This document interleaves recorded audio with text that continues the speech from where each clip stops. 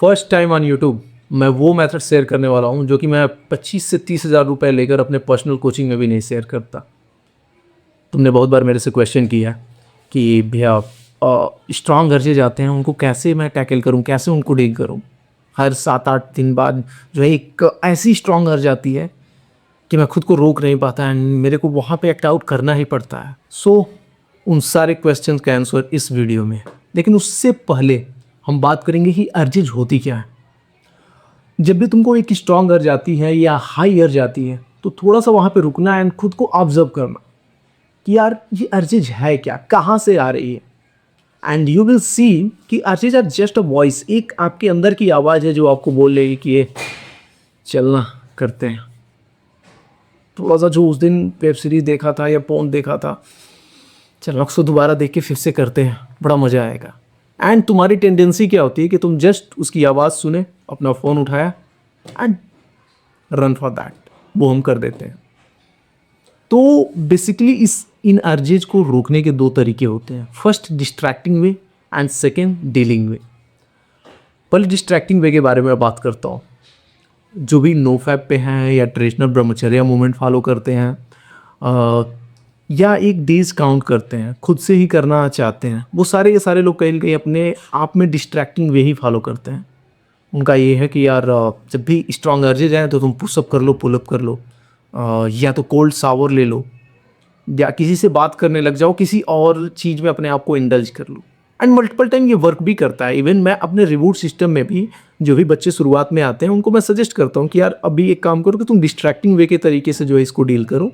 And multiple time लोग जो है रबर बैंड पहनते हैं, जब भी अर्ज जाए उसको स्निच किया स्टार्ट, तो वो चीज़ें काम करती हैं लेकिन हर बार नहीं।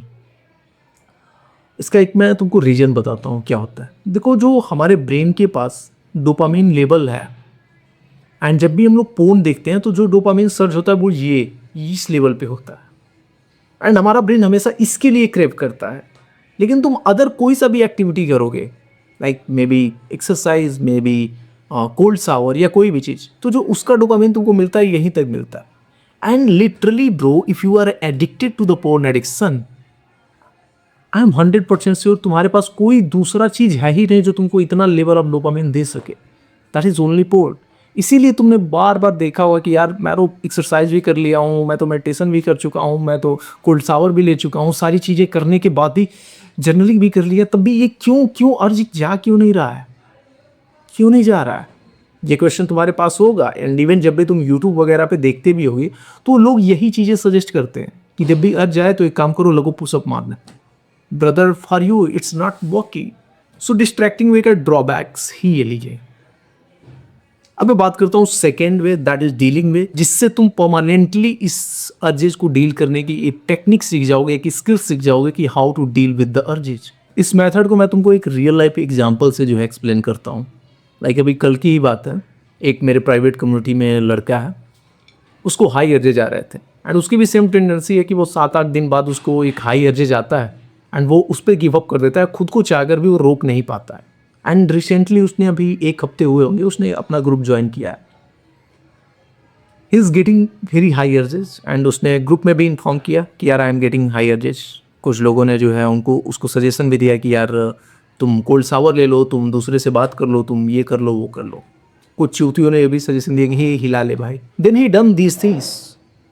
उसके बाद भी उसकी अर्जेज कंट्रोल नहीं हो रहा थी। फिर उसने मेरे को कॉल किया एंड उसने कहा कि भैया I am getting very high urges, what I can do.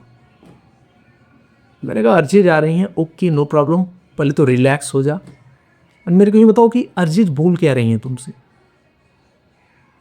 तो उसने कहा भैया अर्जेज मेरे अंदर से आ रही हैं एंड वो बोल रही हैं चलो ना देखते हैं एक बार हिलाते हैं। मैंने कहा ओके, थोड़ा सा अर्जेज से और बात करो एंड पूछो कि क्या देखते हैं। तो उसने कहा कि भैया वो कुछ टाइम पहले, कुछ महीने पहले मैंने एक वेब सीरीज़ देखा था एंड उसी वेब सीरीज़ का बार बार सीन याद आ रहा है मेरे को एंड मेरे को मन कर रहा है कि मैं वही सीन पे जाके फिर से एक्ट आउट करूँ। मैंने कहा इट्स ओके। मैंने कहा कि तुम अपने उस अर्ज से बात नहीं किए। एक्चुअली अर्ज होता क्या है, it's just your addicts of personality, जो कि किसी न किसी तरीके से एक फ़ोन से, इस एडल्ट कंटेंट से एडिक्ट हो चुका है एंड वो बार बार आपको पुश करता है। तो फिर मैंने कहा कि उससे बात नहीं, कि उससे पूछो कि why he is acting out, क्यों वो बोल रहा है तुमको एक्ट आउट करने के लिए, तुमने ऑलरेडी इस सीन पे कई बार एक्ट आउट कर चुकी होगी। उसने कहा भैया सैकड़ों बार मैं अलग अलग सीन पे इस सीन पे एक्ट आउट कर चुका हूँ, लेकिन वो समझ नहीं रहा है।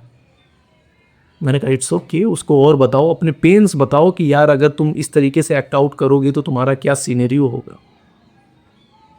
एंड कुछ नहीं कहा कि भैया मैंने ये भी समझाया कि यार तुम अगर एक्ट आउट करते हो तो तुम्हारी चीज़ें जो तुमने अचीव करी हैं वो लॉस हो जाएंगी, ये है वो है। मैंने कहा ओके। यहाँ पे मैं थोड़ा सा पॉज दूंगा उस स्टोरी से एंड मैं तुमको इस एडिक्ट सब पर्सनालिटी की कॉन्सेप्ट को समझाता हूँ, ये होता क्या है। बेसिकली एडिक्ट सब पर्सनालिटी आपकी ही एक पर्सनालिटी है आपके ब्रेन के अंदर, चूँकि कहीं ना कहीं स्पोर्न, एडल्ट कंटेंट, मास्टरबेशन का एडिक्ट हो चुका है। एंड ये इतना ज़्यादा एडिक्ट होता है कि ये इसके लाइफ में और कुछ चीज़ है ही नहीं प्लेजर के लिए। ये प्लेजर में सबसे ऊपर पोर्न को रखता है। ये हर एक चीज़ को कहीं ना कहीं पोर्न के साथ ही कोप करता है। उसके लाइफ में कोई स्ट्रेस आ गया, कोई अनसर्टेनिटी आ गई, एंगर आ गया, या उसको कुछ नहीं समझ में आ रहा है, लाइफ की लौड़े लगे पड़े हैं, वो अगेन पोर्न ही उसके पास एक ऑप्शन होता है। एंड हमें ये लगता है कि यार ये बहुत ही स्ट्रांग है, इसको रोका नहीं जा सकता है, दिस एडिक्ट सब पर्सनैलिटी इज़ वेरी पावरफुल। लेकिन let me show you brother, मैं उसका पर्दा हटाता हूँ। जो नो दैट एडिक्ट पर्सनालिटी, वो आपका ही 12 साल, 13 साल, 14 साल में जो आपकी पर्सनालिटी थी, वही बंदा है आपके ब्रेन में जो कि स्पोर्न का एडिक्टेड है। उस चाइल्डहुड में उसको ये एक्सपोजर मिला एंड उसको लगता है कि यार यही सब कुछ है, due to our society, due to our surroundings. हमें यही बार बार बताया गया है कि यार that is very important. And उस बच्चे ने इसको एसोसिएट कर लिया, उसको मज़ा भी आने लगा। एंड अलॉन्ग विद दैट वो इसको प्लेजर के लिए, फन के लिए तो यूज़ करता ही करता था। लेकिन उसके बाद से जब भी उसको कोई भी डिफ़िकल्टीज उसके लाइफ में आती थी, पेरेंट्स उसको लव नहीं कर रहे हैं, टीचर उसको होमवर्क दे रहे हैं वो नहीं कर पा रहा है, उसका स्ट्रेस है, कहीं फेल हो रहा है, वो हर चीज़ को डील करने के लिए, हर चीज़ को अवॉइड करने के लिए उसके पास एक सबसे बड़ा प्लेजर था, वो फ़ोन देखने लगता था। And that personality get addicted to that. And आज भी वही तुम्हारे ब्रेन में बैठा हुआ है। एंड अगेन जब भी तुमको ऐसी कोई भी सिचुएशंस आती हैं, ही push you to just watch that content and all. तो ये है तुम्हारी एडिक्ट पर्सनालिटी। ये एक छोटा सा इनसिक्योर बच्चा है जिसको लव नहीं मिला है, जिसको केयर नहीं मिला है, जिसको निगलेक्ट किया गया है बचपन में, जो कि काफ़ी इनसिक्योर है। एंड यू थिंक कि ये बहुत ही स्ट्रांग है। नो ब्रदर, पर्दा हटाओगे तो यू विल सी कि he is just a child. And अब हम बात करते हैं इसके साथ डील कैसे करना है, इसके अर्जेज को। सेम इसको एज अ चाइल्ड ही हमें लेना है। एंड मैंने उस बंदे को बताया भी कि इसके साथ तुम कैसे डील करोगे। मैंने कहा कि तुमने इसको हर चीज़ समझा दी कि यार इसका पेन ये होगा, उसका पेन ये होगा, लेकिन ये नहीं मान रहा है। ओके राइट, उसने कहा कि हाँ भैया यही चीज़ है, उसके बाद भी ये बार बार कह रहा है कि नहीं यार एक्ट आउट करो। मैंने उसको एक एनेक्डोट से समझाया कि सपोज दैट कि एक बच्चा है एंड वो बार बार तुमसे कैंडी मांग रहा है, शुगर मांग रहा है, तुम्हारा ही बच्चा है, तो एज अ गार्जियन तुम उसको एक बार देती है, वो और मांगेगा, वो बार बार मांगेगा। उसको नहीं मालूम कि यार इस कैंडी को खाने से, इस मिठाई को खाने से मेरे को आगे शुगर हो जाएगा एंड मैं मर जाऊंगा, मैं ख़त्म हो जाऊंगा। ये उस बच्चे को अवेयरनेस नहीं रहेगी, वो तो बार बार उसे मांगेगा ही। तो ये किसकी जिम्मेदारी बनती है? गार्जियन की जिम्मेदारी बनती है कि यार उसको दूँ या ना दूँ। सेम एज एनेक्डोट मैं एक और यूज किया कि यार सपोज दैट कि एक तुम्हारा बच्चा है एंड वो तुमसे कह रहा है कि पापा मेरे को बाइक चाहिए, मेरे को बाइक की चाबी तो मेरे को बाइक चलानी है। And as a mature guardian तुमको मालूम है कि यार ये बाइक चलाएगा, खुद भी ठुकेगा, मैं भी ठुकूंगा और गाड़ी भी ठुकेगी। इसको नहीं मालूम, लेकिन वो लड़का क्या करेगा? वो रोएगा, गाएगा, तमाम प्रकार के जो है तंत्रम अप्लाई करेगा कि नहीं दोगे, ये है वो है। लेकिन इसका क्या मतलब है कि तुम उसको दे दोगे? नो, फर्स्ट ऑफ ऑल तुम उसको समझाओगे कि बेटा तुम लड़ जाओगे, तुमको ये हो जाएगा, वो हो जाएगा। उसको केयरली, एम्पैथेटिकली हम समझाते हैं। वी नो दैट कि यार ठीक है बच्चा है, लेकिन देन अगर वो नहीं मानेगा तो तुम क्या करोगे? उसको गाड़ी दे तो नहीं दोगे। सेम वही कॉन्सेप्ट अप्लाई होता है यहाँ पे। तुम्हारा एडिक्ट पार्ट ऑफ ब्रेन तुमसे बार बार एक सीन मांग रहा है, एक पोल मांग रहा है टू एक्ट आउट। उसको लग रहा है कि इसमें बहुत मजा आएगा एंड एक्चुअली उसी को मजा आता है, तुमको तो मजा भी नहीं आता। You are in the pain. लेकिन तुम एक छोटे से बच्चे के लिए इतना पेन क्यों लेते हो, जो कि आपकी भी लाइफ बर्बाद कर रहा है, अपने खुद की लाइफ भी बर्बाद कर रहा है। So what we can do here, listen it very carefully. आप पहले उसको समझाने का ट्राई करो। बहुत बार बच्चे समझाने से समझ भी जाते हैं, तो you are going to show him reality कि होगा क्या। एंड अगर वो नहीं मान रहा है तो वहाँ पे आपको स्टैंड लेना पड़ेगा। लाइक मैंने उस बंदे से बोला कि brother, whenever your addict personality is again and again telling you, उसके साथ थोड़ा सा स्ट्रिक्ट हो। उसको बोलो कि चुप भोंसड़ी के, तुम समझ नहीं रहे हो कि क्या हो रहा है, तुमको नहीं मालूम कि ये तुमको कहाँ पे लेके जाएगी। मेरे को मालूम है, I am the authority, I am the responsible कि मैं तुमको बचाऊं, आई एम द रिस्पॉन्सिबल कि मैं खुद को सेव करूं। And listen, listen me carefully. मैं आज एक्ट आउट नहीं करने वाला। तुम कितना भी अपना तैंत्रम लगा लो, तुम कितना भी रोगा लो, कितना भी प्लीजरिंग तुम मेरे को फिगर दिखा लो कि ये वो, मेरे को मालूम है कि वो तुम एंजॉय करते हो, वो मैं एंजॉय नहीं करता। लेकिन उसके बाद जो पेन आता है वो मेरे पे आता है। एंड इसी बिहेवियर की वजह से मैं आज 6 साल 7 साल पीछे हूँ। सो इस बार मैं गिव अप नहीं करूँगा। I am not going to watch motherfucker, I am not going to watch. अब रो गाओ, तुम्हारे ब्रेन में वो चलता रहेगा। मैंने कहा कि यार ये चीज़ उसको बार बार बोलो, जब भी वो अर्जे जाए उसको अगेन बोल कि fuck you man, I am not going to watch. कुछ भी कर ले, मैं नहीं जा रहा देखने। एंड अपनी जो भी तुम्हारी आज की एक्टिविटी है उसमें लग जाओ। ठीक है, आज का टास्क तुम्हारा था कि आगे जो करने का करते रहो। एंड वो अर्जेस को उसके तुम्हारे ब्रेन के एक पार्ट में अगर वो चल भी रहा है ना कि अरे नहीं नहीं देखते हैं देखते हैं देखते हैं, उससे अगेन डायलॉग करो एंड स्ट्रिक्टली बोलो कि मदरफकर, हैव नॉट हियर, मैंने क्या बोला था ये नहीं सुना तुमने, I am not going to watch, it's okay. मैंने तुमको अगेन हर बार उसके साथ स्ट्रिक्ट होना है एंड साथ ही साथ उसको एक पोलाइटली समझाना भी है उसी में कि क्या इसका रिपरकशन होगा एंड क्यों वो समझ नहीं पा रहा है। उसको बार बार ट्राई करो समझाने का कि यार तू एक बच्चा है, तेरी कुछ नीड्स हैं जो तेरी फुलफिल है, तू उसको नहीं समझ पा रहा है and you are going to the illusion.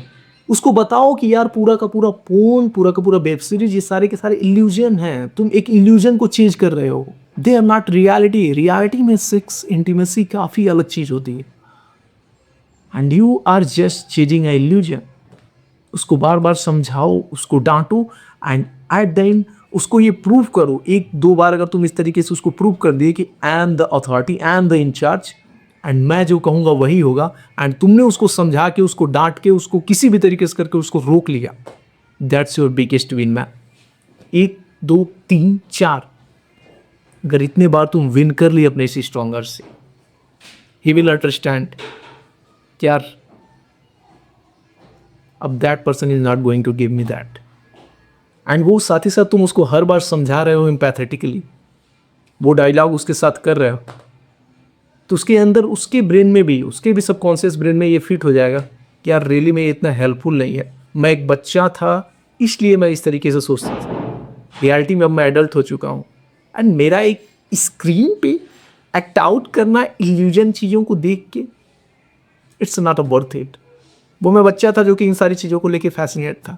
He will started to understand that thing and जैसे जैसे वो इस चीज़ को अंडरस्टैंड करने लगेगा, वैसे वैसे उसके अगेन एंड अगेन वाली जो अर्जेज आती हैं उनको डील करना काफ़ी आसान हो जाएगा।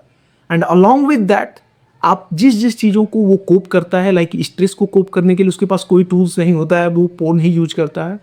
सो आप कोपिंग स्किल्स भी सीखो। मैं अपने प्राइवेट कम्युनिटी में बहुत सारे कोपिंग स्किल्स देता हूँ, सिखाता हूँ, ये चीज़ है, वो चीज़ है, ये सीखो।